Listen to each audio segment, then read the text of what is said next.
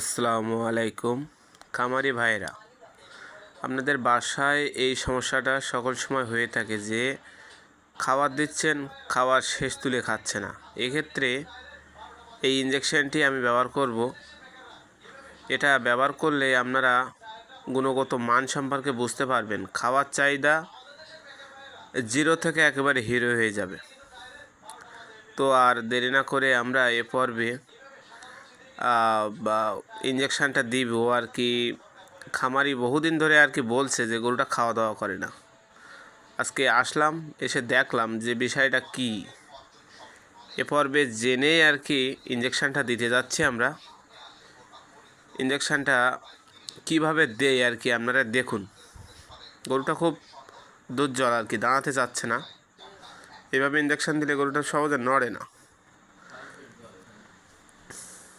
আর ইঞ্জেকশানটা দেওয়াটা খুবই কঠিন কাজ।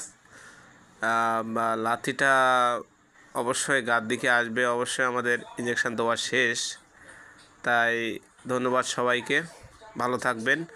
আমার